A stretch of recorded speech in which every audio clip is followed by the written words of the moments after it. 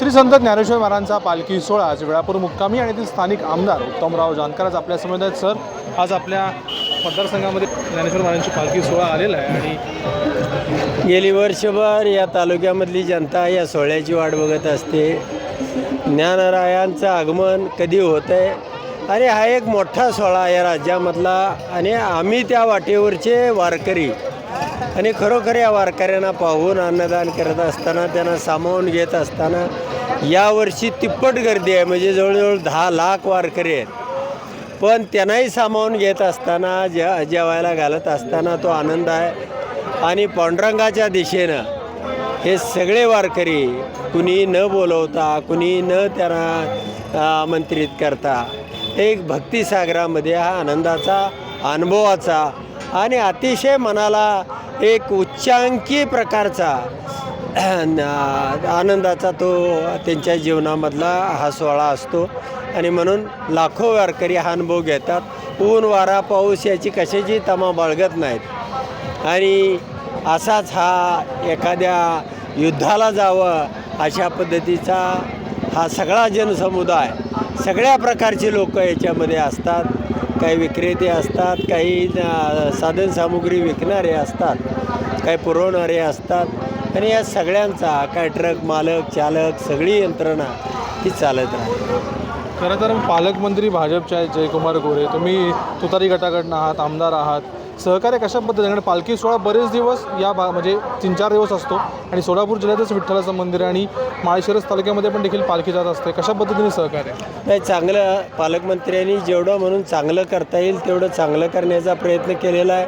नियोजन अतिशय चांगलं आहे आणि प्रत्येक गोष्टीमध्ये बारकाईनं लक्ष घालून त्या ठिकाणचे तळ असतील, त्या ठिकाणी वारकऱ्यांना जर्मन हँगर असतील, पुन्हा याच्या सुविधा असतील आपल्या आरोग्याच्या, ह्या अतिशय उत्तमपणानं केलेल्या आहेत. आणि पालखी मार्गावरच्या गावांना भरघोसपणानं निधीही दिलेला आहे.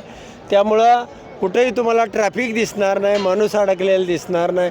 हा एवढा मोठा जो चौक आहे हा पूर्ण तुम्हाला मोकळा दिसतो. याचं कारणच असं आहे की अतिशय चांगलं नियोजन आहे. महामार्ग तयार करताना अनेक झाडं तोडली गेली, मात्र आता गेली अनेक वर्ष, आता 3-4 वर्ष झाली सगळी झाडं तोडली. वारकऱ्यांची उन्हामध्ये गैरसोय होते. आता पाऊस देखील कमी प्रमाण जास्त राहिलं. आम्ही देखील पहिल्यापासून वारी कव्हर करतोय. कुठेतरी अशी झाडं लावली पाहिजेत, वाढली पाहिजे, त्याचं ऑडिट झालं पाहिजे. नाही, नक्कीच. म्हणून आम्ही तर पुढारी जो तो जातो आणि पांडुरंगाला यावर्षी पाऊस पडू दे. यावर्षी पाऊस पडला नाही आमच्या या भागामध्ये, मागणं मागतो. आम्ही सगळी झाडं तोडून टाकली. पाऊस कुठून येणार? आणि 30, 35, 40 वर्षापूर्वीचा जो काळ होता, आम्ही 20-22 वर्षाचा होतो, धो धो धो पाऊस पडायचा. आमच्या रानामध्ये बांधावरती सगळी झाडंच झाडं असायची आणि ही सगळी झाडं त्या ठिकाणी वृक्षतोड झाली आणि झाडाचं पुन्हा त्या ठिकाणी लावणं अपेक्षित आहे. परंतु त्याकडं पूर्णपणे या निसर्गनिर्मित चक्राला आपण तोडलं आणि त्याचा परिणाम दुष्काळ हा झाला.